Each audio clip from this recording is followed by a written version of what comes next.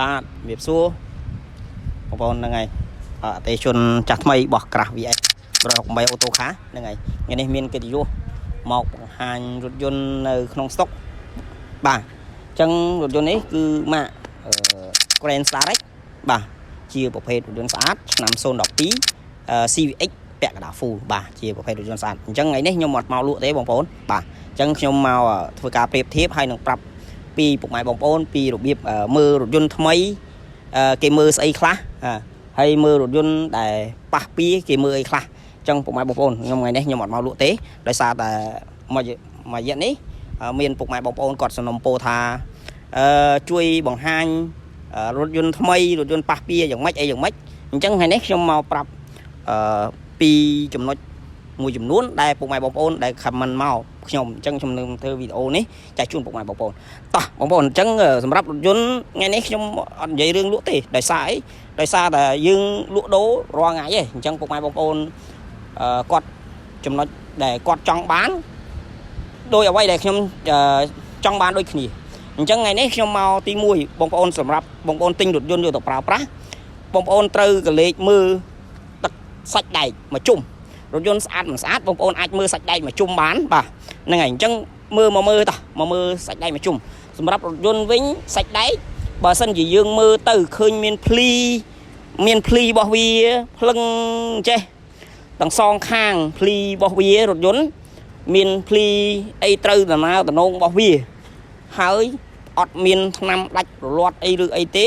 អានោះឯងគេហៅថាប្រភេទរថយន្តសាច់ដែកស្អាតបាទអញ្ចឹងខុសគ្នាបងប្អូនអាចទិញរថយន្តណាក៏មានការបាញ់ថ្នាំ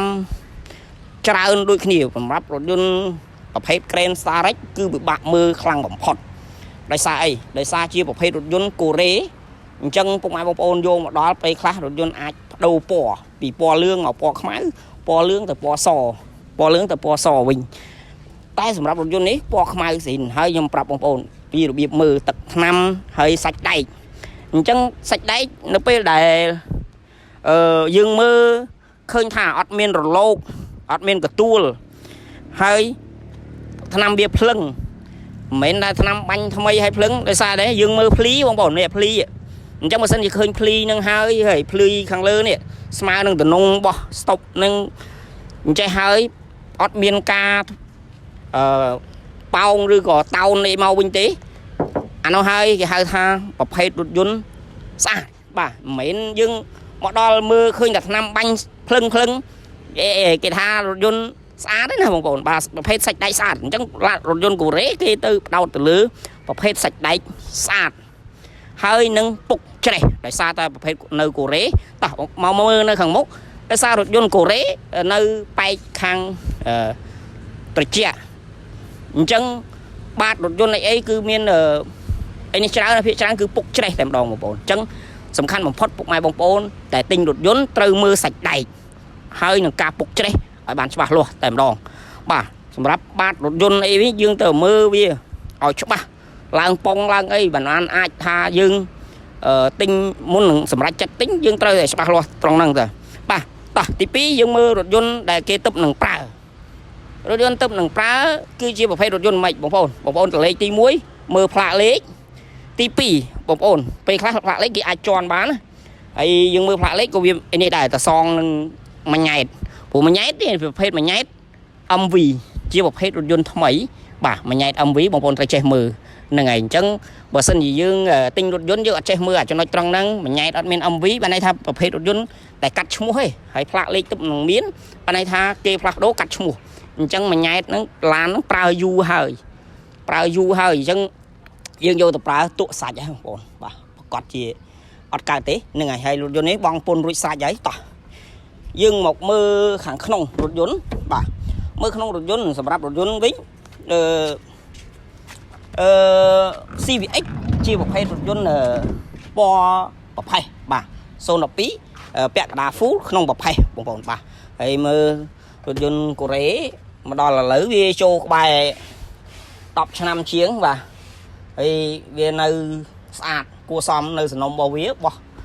ក្រុមហ៊ុនតែម្ដងហ្នឹងហើយចឹងពុកម៉ែបងប្អូនអាចមើលបានហ្នឹងហើយនៅខាងក្នុងខ្ញុំដាក់វីដេអូឲ្យមើល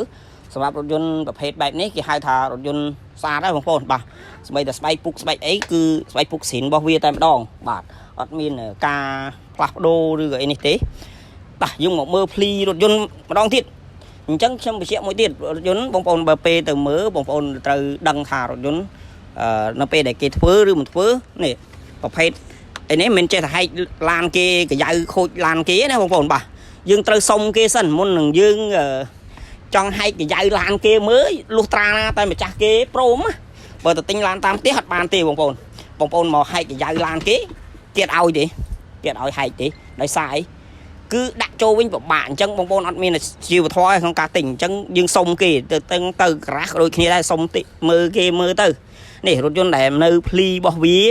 អញ្ចេះពុកម៉ែបងប្អូនហើយនៅខាងមុខចាប់កាមេរ៉ាចាប់ឲ្យពុកម៉ែបងប្អូនមើលនេះភ្លីវាមានភ្លីវានេះបងប្អូននេះភ្លីវានេះចេះពីតំណប់អញ្ចេះបើសិនជាភ្លីនោះវាជាប់គ្នាអត់មានជាប់គ្នាផ្សារជាប់គ្នាទាំងអស់អាហ្នឹងជាប្រភេទរថយន្តដែលវាប៉ះពីហើយគេធ្វើកាយៅបើគេធ្វើកាយៅថ្មីយើងអាចមើលដឹងបងប្អូនបាទនេះមើលដឹងយើងនេះអញ្ចឹងវាអត់អាចស្អាតនៅកាយៅរបស់វាស៊ីននេះកាយៅរបស់វាស៊ីនណាបាទនៅឯនេះមើលបីតនេះអីនេះហើយតែរថយន្តនេះគឺកាយៅអីគឺនៅទាំងអស់របស់វាតែម្ដងបាទអត់មានការវះកាយៅហើយមួយយ៉ាងទៀតនៅពេលដែលរថយន្តប៉ះខាងក្រោយគេវះតាគៀកខាងក្រោយនេះអាកន្លែងនេះធ្វើអត់ស្អាតទេបាទសម្រាប់រថយន្តបងប្អូនមើលនេះគឺធ្វើអត់ស្អាតទេបាទនេះបងប្អូនអាចមើលបានបាទហើយតោះយើងមកមើលរបៀបមើលវះតាគៀកខាងក្រោយម្ដងទៀតហ្នឹងហើយខ្ញុំបញ្ជាក់អានេះខ្ញុំទុកសិនបាទខ្ញុំបញ្ជាក់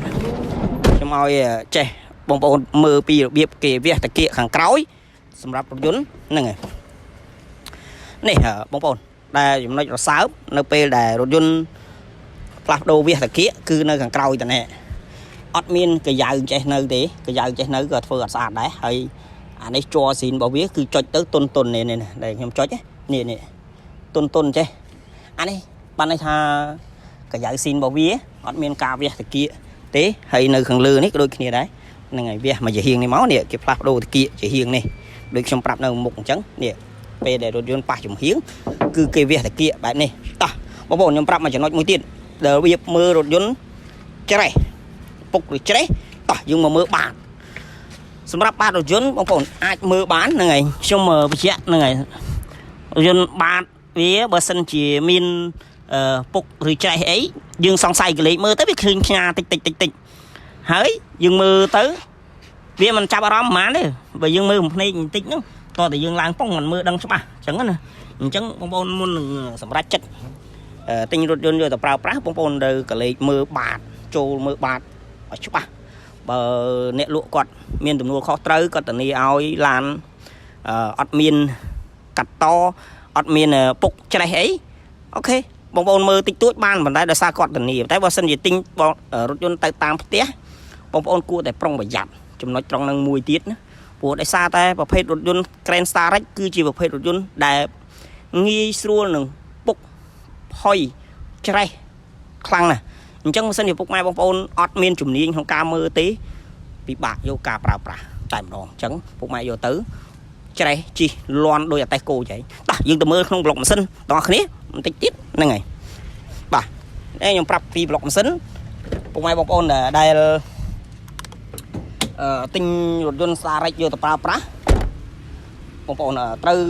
ដឹងពីចំណុចពិសេសរបស់រថយន្ត Grand Starrex នេះបាទ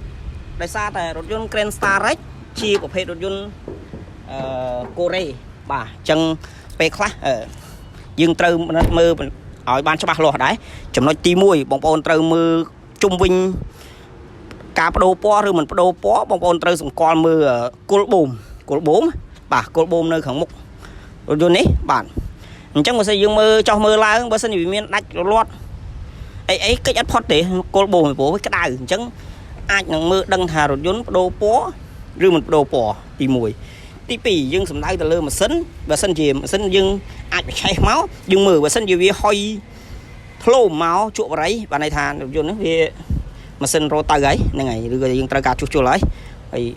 ទី2ហ្នឹងហើយសម្រាប់រថយន្តនេះបើស្អីយើងបើកនេះមកចេះហើយបើកមក miền ca bài preng khlang pru mà tầm đón này hay chỉ chúng nó sầm khăn bỏ rốt yun Grand Star ấy bà chẳng qua sân chỉ bông ôn ở ban mưa chúng nó tròn nắng cứ của bạn đấy bạn ấy mùi tiết bà rộm sân ấy dương ba mưa đó mưa cho bác này mưa lọc liệt về ở bán cho bác phóng muốn dương tính và sân chỉ miền hia preng sao khệ khạc ấy nơi thằng không nó có dương đen của bạn này không cao là tôi vô chẳng dương vì chỉ riêng cái tay dương ai để chơi cho mùi là một chả rộp yun bán ôi con phơi ôi sát đó nên ngày chẳng dương vô pra bà này nên ngày tại chúng nói khăn một phốt cứ mà sân của sân bia đen kháy để xài dương phạt đố ỏm pòn chiêng đấy chẳng dương muốn tinh một dốn dương từ miền tầm nuôi kho trứ nên ngày dương mưa bán cho bà ló hai ôi mình chả rồi dốn quạt miền tầm nuôi kho trứ phòng tại vì sân chỉ tinh tam tia rồi có tinh to cái quạt miền đằng đấy quạt khoa đấy bông bông tinh hai ấy tại vì sân thì lụa đô đôi nhom nơi không cả bốc nhom miền tầm nuôi kho trứ bông bông bà chẳng chẳng bông bông ban tôi xem video bọc nhom ấy complete chui follow page ở trong môi phong làm bay chui subscribe channel ở trong môi phong nên ngày làm bay từ tua ban video thay bạn xong một con chuẩn bị bye bye